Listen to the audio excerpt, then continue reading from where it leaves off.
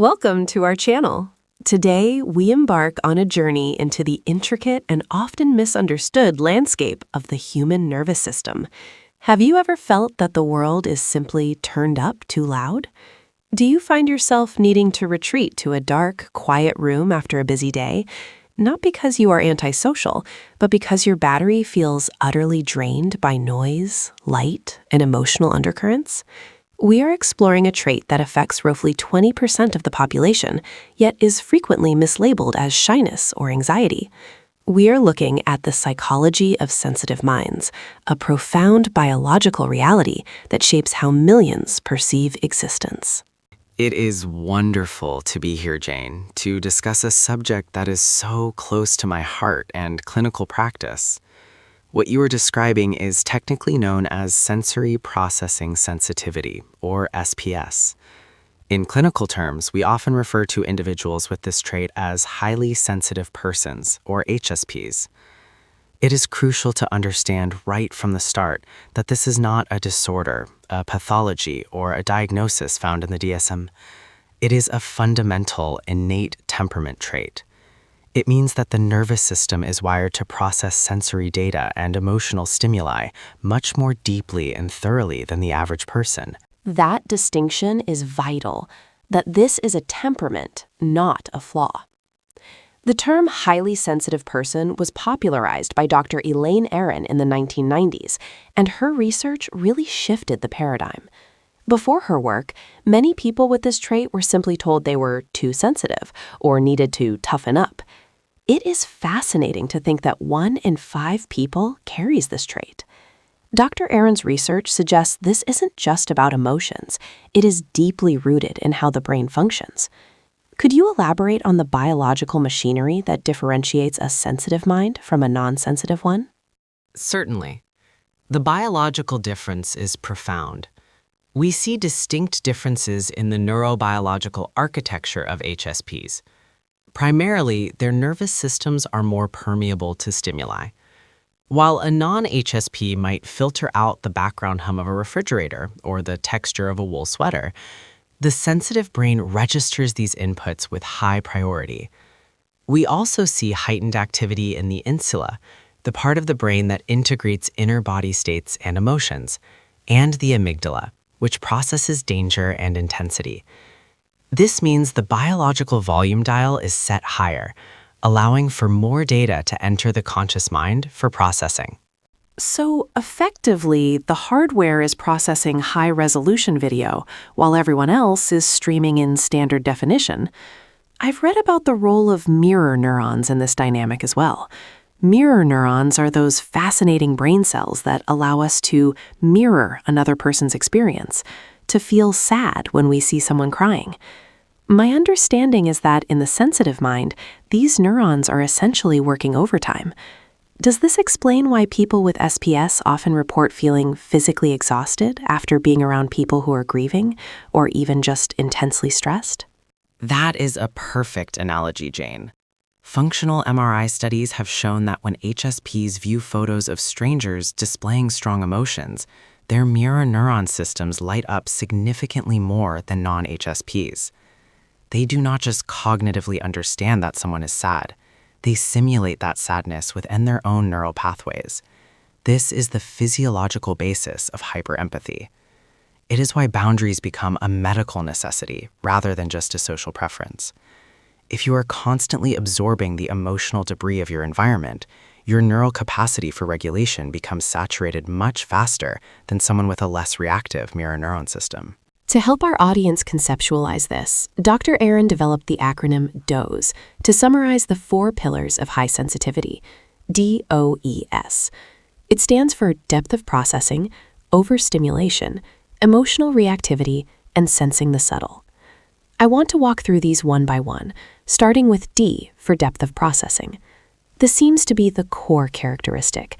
It sounds like overthinking, but I suspect, Elena, that you would argue it is something far more complex and subconscious than simple rumination or worry. Precisely. Depth of processing is the foundation. It refers to the tendency to observe and reflect before acting. In the brain, we see this as information traveling through more elaborate neural networks before a response is generated. When an HSP enters a room, they are not just seeing chairs and people. They are processing the relational dynamics, the safety of the environment, the lighting, and the history of their interactions there. They are connecting current experiences with past memories to predict future outcomes. It is a pause-to-check system that prioritizes accuracy and understanding over speed. Moving to the O, overstimulation. This seems to be the price one pays for that depth of processing. If you are constantly analyzing that much data, the system must eventually overheat. I imagine this is where the challenges of modern living really come into play. We live in a world of constant notifications, open-plan offices, and bright artificial lights. For an HSP, this isn't just annoying. It sounds like it could be physically debilitating or induce a state of shutdown. Overstimulation is the inevitable byproduct of deep processing. When the brain is absorbing everything, the flicker of a fluorescent bulb, the hum of traffic, the mood of a colleague, it eventually hits a saturation point. We call this transmarginal inhibition. It is the body's safety fuse blowing to prevent damage.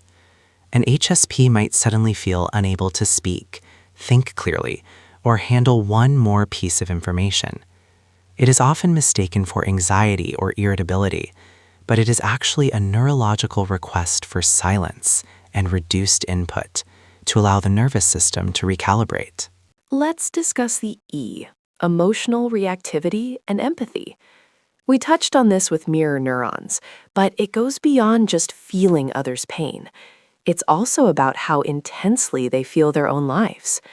I've read that HSPs react more strongly to both positive and negative experiences. They are more moved by art, more devastated by criticism, and more elated by joy. It seems like living life without the emotional skin that most people have.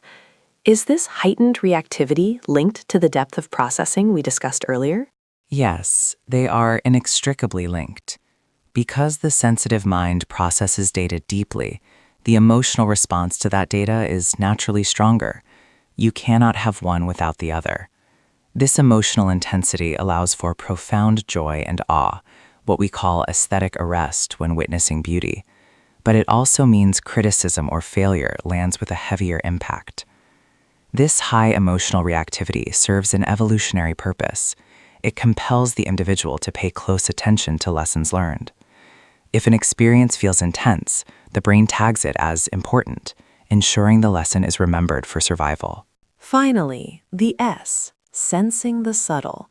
This is the ability to notice minor details that others miss.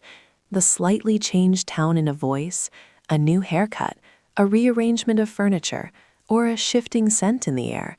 This often gets HSPs labeled as psychic or overly particular, but it's really just heightened sensory perception. I wonder how this specific trait differentiates the sensitive person from someone who is simply introverted or shy. There is a lot of confusion between these labels. That is a critical distinction to make. Sensitivity is a biological trait. Introversion is a social preference. Shyness is a fear of social judgment. While about 70% of HSPs are introverts, 30% are actually extroverts, who need social engagement but still get easily overstimulated and need deep downtime. An HSP notices the subtle not because they are shy, but because their brain has a lower threshold for sensory activation. They are the canaries in the coal mine, detecting changes in the environment long before others do. That brings us to the evolutionary question. In a survival of the fittest context, one might assume that being highly sensitive, prone to overwhelm and hesitation, would be a disadvantage.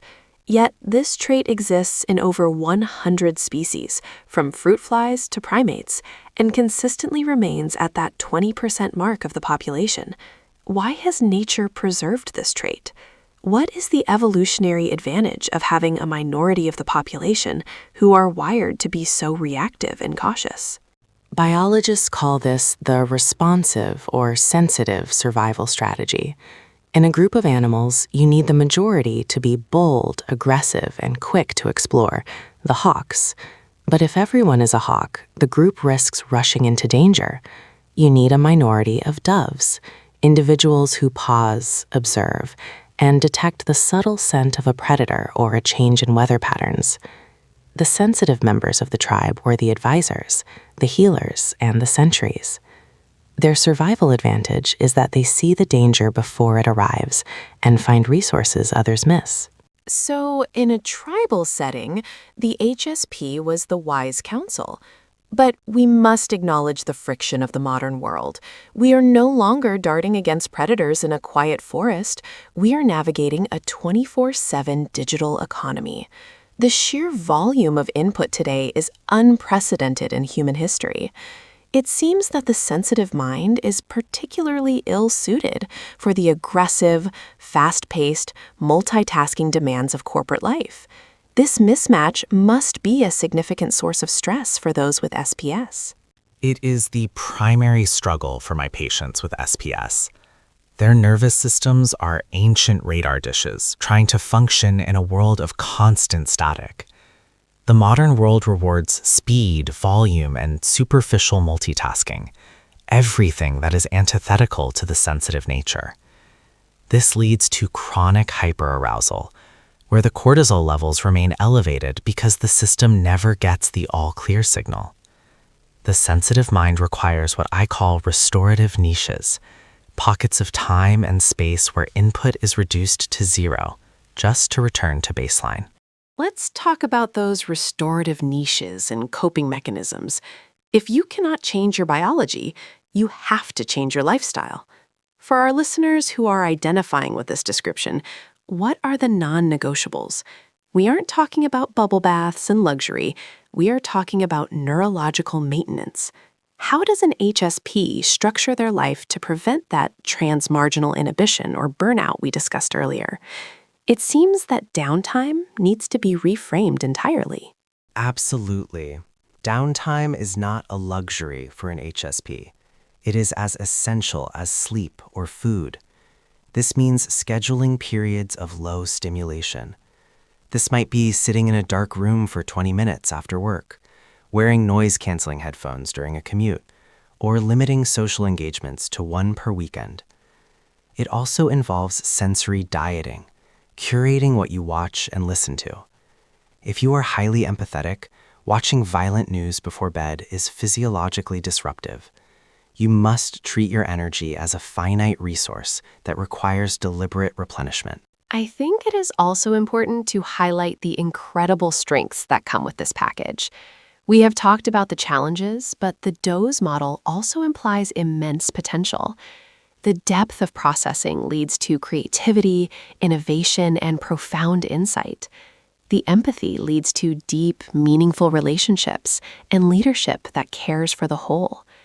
The ability to sense the subtle makes for incredible artists, writers, and diagnosticians. It is a dual-edged sword, but one side is incredibly sharp and brilliant. That is the message we must end on.